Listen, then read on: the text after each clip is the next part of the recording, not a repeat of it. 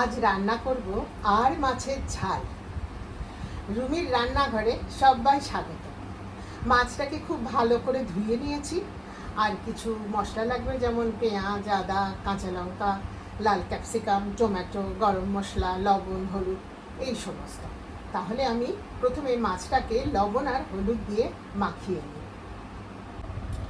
ভালো করে ধুয়ে রাখা মাছগুলোর ওপরে পরিমাণ মতন লবণ দিয়ে দেবো, আর সেই পরিমাণে গুঁড়ো হলুদ দিয়ে দেবো।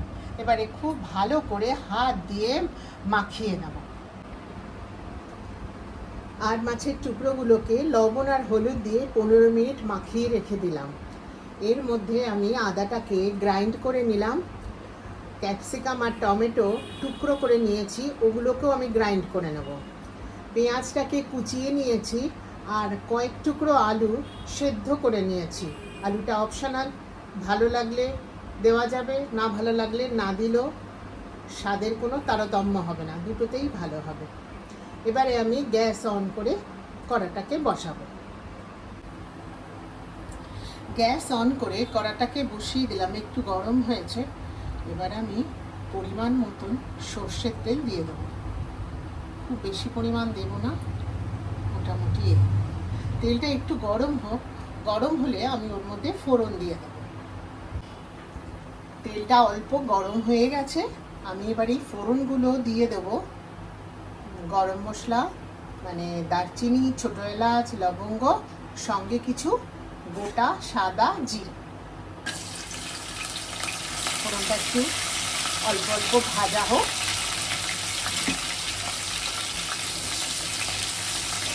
একটু ভাজা হলে আমি পেঁয়াজ কুচি দিয়ে দেবো।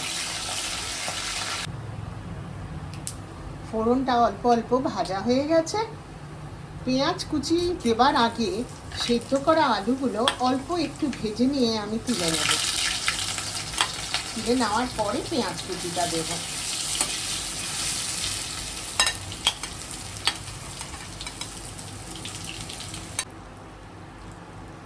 আলুগুলো ভাজা হয়ে গেছে, আমি নামিয়ে নিচ্ছি।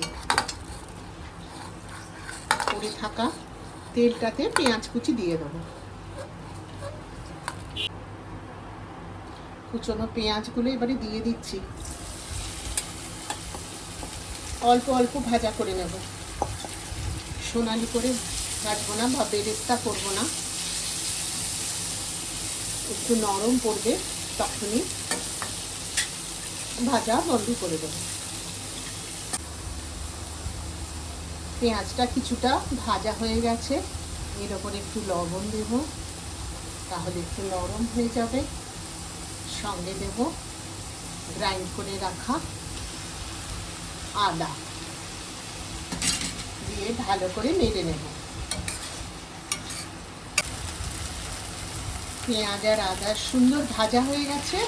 এরকম স্টেজে আমি লবণ হলুদ মাখিয়ে রাখা মাছগুলোকে আস্তে আস্তে এর উপরে বসিয়ে দেব।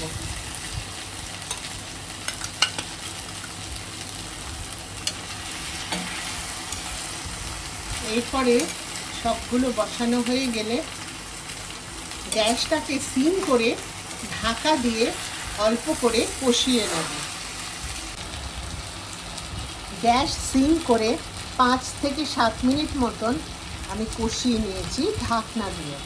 ততক্ষণে লাল ক্যাপসিকাম আর একটা টমেটো আমি গ্রাইন্ড করে নিয়েছি, স্ম্যাশ করে নিয়েছি। এবারে এটা আমি এর ওপরে দিয়ে দেব। আর এই বাটিতে যা লেগে থাকবে এটা ধোয়া, অল্প জল দেব। দেওয়া হয়ে গেলে যে আলুগুলোকে আমি ভেজে রেখেছিলাম সেইগুলো আমি দিয়ে দেব।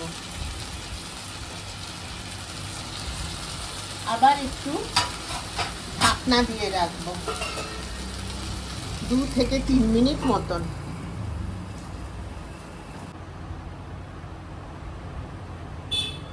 মিনিট 4 পরে ফিরে এলাম। খুব ভালোভাবেই ফুটে গেছে, ঘন হয়ে গেছে ঝোল। এরকম অবস্থায় বোটা ছাড়ানো কাঁচা লঙ্কাগুলো দেব, আর আরেকবার ঢাকা দেব মিনিট 2 মতো, কাঁচা লঙ্কাগুলো সেদ্ধ হয়ে যাবার জন্য। কয়েক মিনিট বাদে ফিরে এলাম। সম্পূর্ণ রান্না হয়ে গেছে, আর মাছের ঘুরঘুর গন্ধ বেরোচ্ছে। এবারে আমি এটা বাটিতে নামিয়ে নেব। আর মাছ একদম রেডি, খুব সুন্দর গন্ধ বেরোচ্ছে, খেতে আরও ভালো হয়েছে। প্লিজ সাপোর্ট করবেন, খুব ভালো থাকবেন। আবার আসছি অন্য কোনো রেসিপি। নমস্কার, জানবেন।